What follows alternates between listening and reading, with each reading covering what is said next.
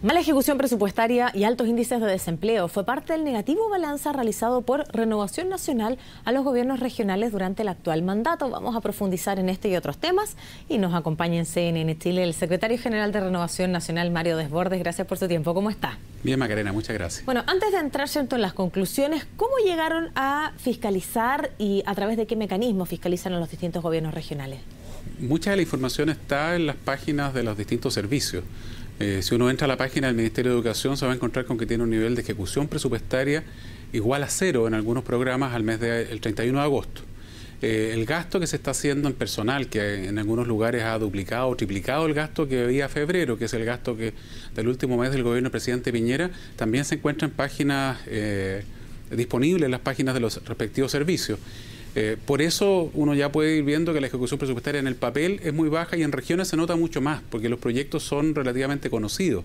La gente en Valdivia, en Temuco, en Puerto Montt sabe cuáles son los proyectos que se supone deberían estar ya en ejecución, ya sean obras públicas o proyectos de capacitación, formación, etcétera, y por lo tanto es muy notorio cuando aún no han sido ni siquiera licitados. Entonces, nuestro reclamo nuestra advertencia es que se esté pidiendo mayor presupuesto cuando no se ha podido ejecutar el que ya existe. ¿Y esto es por sector? ¿Están hablando de lo que se destina a través del FNDR? No, estamos hablando presupuesto sectorial y presupuesto de los gobiernos regionales. En ambos casos hay una subejecución importante. El sectorial es más notorio, sobre todo en el Ministerio de Educación, pero también hay una subejecución en proyectos del Fondo Nacional de Desarrollo Regional. Llama la atención que para el presupuesto del próximo año se planteen una serie de inversiones que ni siquiera están hoy día en el papel puestas. No hay, obviamente, diseños, no hay ningún antecedente que permita suponer que las obras se van a terminar antes del término de este periodo. Y por lo mismo también el haber congelado proyectos que venían del gobierno del presidente Piñera y que estaban siendo bastante exitosos, yo creo que se contradice con esta subejecución. ¿Y qué pasa con el desempleo, que es una de las conclusiones a las cuales ustedes también llegan? ¿Tiene que ver con la gestión de los gobiernos regionales o es una situación del país? ¿Cuál es el diagnóstico que hacen?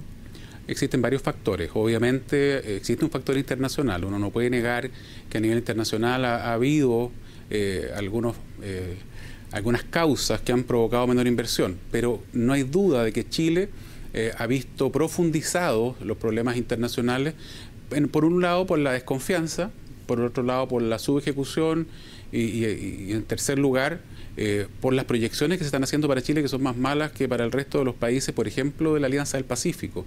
Uno podría compararse con muchos países, pero yo creo que lo ideal es compararse con países de la Alianza del Pacífico, que son economías abiertas como la nuestra, y que están teniendo niveles de crecimiento distintos a Chile, mucho mejores.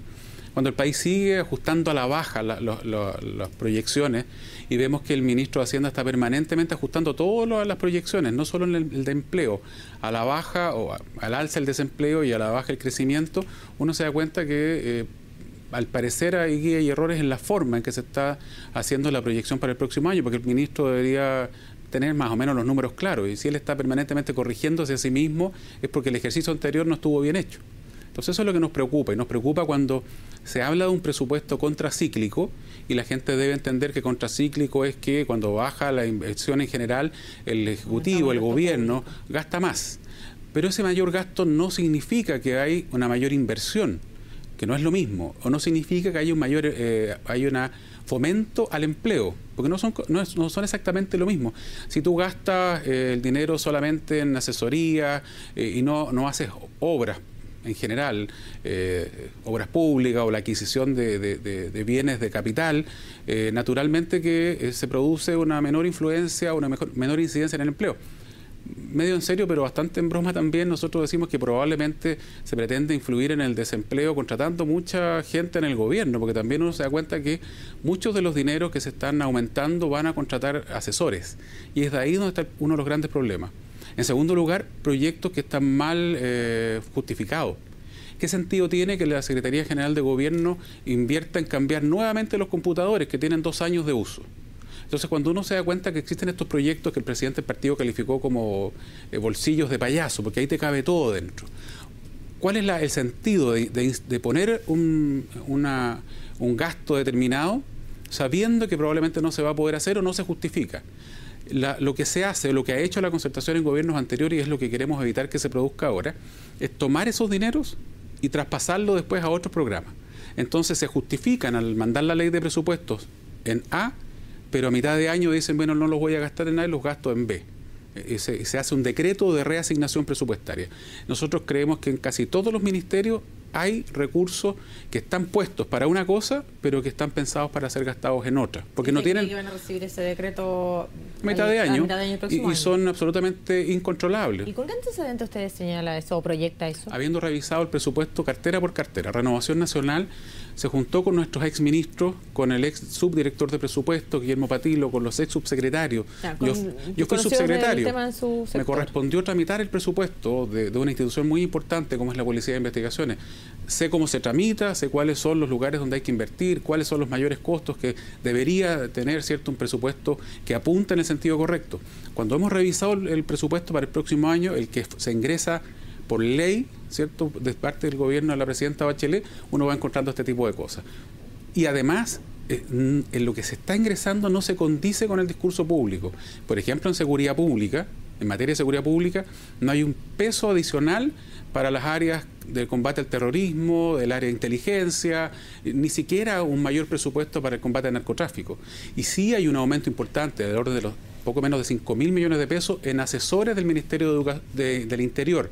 Entonces uno dice, bueno, ¿cuáles son las prioridades finalmente? Ha sido mucho el diagnóstico que está hecho en estos pocos minutos, así que vamos a detenernos en alguno de ellos, específicamente, ¿cierto?, en el desempleo. Si bien, ¿cierto?, el desempleo ha ido en aumento, las cifras no son dramáticas, hay que ser claro en eso, ¿cierto? Seguimos muy cerca de los índices de desempleo, incluso, ¿cierto?, de hace algunos meses anteriores. Pero si es que se estuvieran ejecutando, de acuerdo a la fiscalización que ustedes realizaron, los proyectos que no se han ejecutado en distintas regiones de nuestro país, ¿esto podría evitar el aumento del desempleo? No, por eso te digo que son varios factores el desempleo. Uno es el desincentivo a la inversión del sector privado. Y eso viene, me imagino, de la mano, de acuerdo a su visión, por la tramitación de la reforma tributaria y eso, ¿no? Esa crítica que ya conocemos. Hay un gráfico que es perfectamente claro. Se anuncia la reforma tributaria, inmediatamente empieza a caer la inversión. Ahora, uno puede suponer que son cifras pequeñas. Pero usted habló de... Esto fue multifactorial, ¿cierto? Habló también de la situación externa, de distintos factores. ¿Cuánto afectó, si podemos entregarle un porcentaje, cuánto afecta el anuncio de la reforma tributaria, la tramitación y la ejecución de la reforma tributaria en esta multiplicidad de factores en la situación económica? Si uno pudiera asignarle un porcentaje, que la verdad es que no... Es importante. Yo creo que un 50% del desincentivo a la inversión tiene que ver con factores locales. Y esto queda reflejado porque países como, te insisto, la Alianza del Pacífico, el mismo Bolivia, están creciendo más que Chile y no están perdiendo empleo como lo está haciendo Chile. De repente las cifras en el papel aguantan todo o son poco digeribles de manera más sencilla.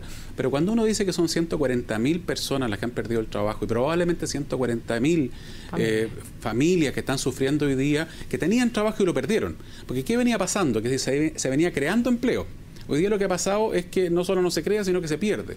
Y cuando uno ve la meta que se propone el gobierno, yo creo que es un gobierno que no tiene el hambre que tenía el gobierno del presidente Piñera por apuntar a lo más importante. ¿Cómo se supera la pobreza con empleo? Creo que es el factor más importante. Si tú revisas ¿Y la educación no es un factor que ayuda a superar la pobreza? En el mediano plazo, claro que sí. Y por eso también nos preocupa, y eso es otro tema, pero por eso, por eso nos preocupa que a 7 meses de asumido este gobierno, el gobierno está solamente preocupado de quitarle los patines a la gente que está en los particulares subvencionados. Todavía no ingresa el proyecto y el ministro de Educación, cuando nos reunimos con él a principios del año, nos juró que a esta altura iba a estar y no ha cumplido, señor ministro. Todavía no ingresa el proyecto de carrera docente. Lo más importante de la reforma son los profesores y no ha ingresado nada. Retiró el nuestro a cambio de nada. Y no ha ingresado nada que diga cómo van a abordar el tema de la calidad de la educación en el sector público. Yo soy hijo del liceo público, de escuelita con número pública. No hay nada todavía que nos diga cómo van a mejorar eso y solo se han dedicado a dinamitar la educación particular subvencionada. Mario, vamos a avanzar en otro tema porque ya nos avisan, ¿cierto?, que tenemos pocos minutos, pero yo igual quisiera preguntarle por este bullado caso, ¿cierto?, el denominado caso Penta, y que ha salpicado, ¿cierto?, a la política, si bien, ¿cierto?, no a su partido ni miembros de su partido, pero a sus amigos y vecinos, ¿cierto?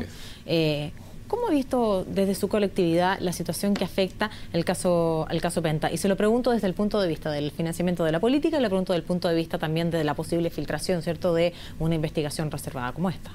Varias cosas, rapidito por los pocos minutos que nos quedan. En primer lugar, las filtraciones no deberían suceder ni en este, ni en el caso Bombas, ni en ningún otro. El diputado Gonzalo Fuenzalí ha enviado un proyecto que busca eventualmente sancionar este tipo de situaciones. Una cosa es que el proceso sea público y otra cosa es que se filtre información que aún no está decantada, porque termina culpabilizando gente que probablemente va a ser absuelto después. Segunda cosa, financiamiento de la política. Renovación Nacional, hace 3-4 meses, personalmente le dije al presidente del CERVEL que contaba con los votos de nuestro partido para pedirle al gobierno que asigne recursos y se haga un proyecto de ley que le dé la facultad al CERVEL para controlar el gasto en la calle. Yo creo que podemos hacer muchos cambios, o sea, rebajar los topes de gasto, que el gasto reservado, que el aporte reservado a las campañas deje de ser reservado. Podemos hacer muchas cosas, pero si no se controla realmente el gasto en la calle, esto es letra muerta. Entonces nosotros hemos dividido como partido esto en 3 planos, que rapidito te lo cuento. 1, fiscalización real de parte del CERVEL, real, que pueda fiscalizar todas las imprentas, preguntar a quién le ha hecho cosas y cuánto han hecho y que tenga capacidad para meterse al dedillo de lo que se está gastando. Ir a contar las palomas, sí, perfectamente ir a contar las palomas. Segunda cosa, transparentar los aportes. Y en eso en el partido estamos trabajando. Yo en lo personal no me parece que haya que mantener los aportes reservados. No soy partidario, no lo he sido nunca. O sea, en este caso está con quienes salieron al debate con esto, que fue el diputado Mirosevich y Jackson, ¿está con ellos? Yo lo vengo planteando hace más de un año. Como es en la prensa, esto está grabado, hay registro de aquello. Creo que el aporte debe ser transparente. No tengo claro y estamos viendo ahí si mantener o no el aporte empresa. Hay gente que está de acuerdo, otros que no. Hay argumentos a favor y en contra que estoy dándole vueltas ahí. Claramente creo que las personas naturales deberían ser los primeros en aportar. En tercer lugar, los partidos políticos. Los partidos deberíamos financiarnos exclusivamente, y esto no es popular lo que voy a decir, con aporte estatal. Solo con aporte estatal. No debería el particular, el militante a lo mejor que paga sus cuotas, hoy día es la lógica que la gente tiene, pero no debería un empresario o una empresa por ninguna vía poder financiar un partido político, porque es la misma situación compleja que se da cuando el aporte a la campaña es conocido por el candidato, ganara o no ganara la elección. Hay propuestas que dicen aporte a los privados $1 y el Estado en otro. Yo soy partidario que los privados 0 y todo el Estado en cantidad muy limitada, cantidad pequeña, y que además signifique que nosotros, los partidos políticos, porque yo soy el secretario general de uno, seamos fiscalizados con la misma transparencia que se le exige a cualquier servicio público. Y por último, nosotros, o yo soy partidario, y varios de nuestros dirigentes, de terminar con el gasto reservado, que es otra cosa que tiene que ver con el gobierno. El Gonzalo Manner, expresidente del Partido Socialista, en una entrevista hace un tiempo atrás en el diario La Tercera, dice: los partidos políticos de la Concertación éramos financiados con gasto reservado. Ya hay un reconocimiento explícito de un dirigente de la actual coalición de gobierno. Yo creo que no se justifica que tengan gastos reservados absolutamente oscuros, nadie sabe para qué son, el gobierno, salvo en las policías, porque tiene que ver con operaciones encubiertas, narcotráfico, etcétera, y el Ministerio de Defensa. La Defensa Nacional requiere que algunas de las áreas sean reservadas y por lo tanto creo que el Ministerio de Defensa, eventualmente el Ministerio Público, pero no el Ministerio del Interior, no la Presidencia de la República. La Presidencia de la República puede tener recursos discrecionales, pero que deban ser rendidos con absoluta transparencia y fiscalizables por cualquier ciudadano. Yo creo que eso es a grandes rasgos lo que nosotros estamos proponiendo. Hay un detalle muchísimo mayor porque estamos preparando un documento hace tiempo ya en esta materia. Respecto a lo que usted señaló, estamos hablando, ¿cierto?, del caso Penta, y cuando habló específicamente, ¿cierto?, de las filtraciones, te dijo, bueno, que esto no debe ocurrir y, bueno, debían ocurrir sanciones cuando esto así ocurre, porque finalmente, ¿cierto?, hay una investigación en curso y finalmente hay un estigma o, ¿cierto?, algún prejuicio ante determinadas personas que pudieran salir absueltas. Así es. ¿Usted cree que eso es lo que va a ocurrir en el caso de estos políticos involucrados en el caso Penta? No tengo antecedentes más allá de lo que han entregado mis socios de la UDI. Yo confío en que se va a aclarar y confío en la palabra de los parlamentarios de la UDI en el sentido de que aquí no hay nada ilegal. Yo tengo la tranquilidad, ellos lo han dicho públicamente y no tengo por qué dudar de aquello. Si no fuera así, si algún parlamentario de la UDI, del PS, del RN, de donde fuera, ha recibido dinero por una vía que no corresponde, debe ser sancionado. Hoy día no están las sanciones adecuadas. Yo creo que tenemos que avanzar también a que la sanción sea la pérdida del cargo. El incentivo para este tipo de cosas es ganar un cargo. La sanción para este tipo de cosas, la cometa quien la cometa, debería ser la pérdida del cargo, y por lo tanto confío en mi socio, espero que esto se aclare favorablemente a ello y que este episodio bochornoso nos permita avanzar en una legislación de largo plazo que no esté, ojalá, demasiado influida por la coyuntura, porque eso hace legislar a la rápida y muchas veces mal. Mario Desbordes, gracias por acompañarnos esta tarde en CNN Chile. Muchas gracias.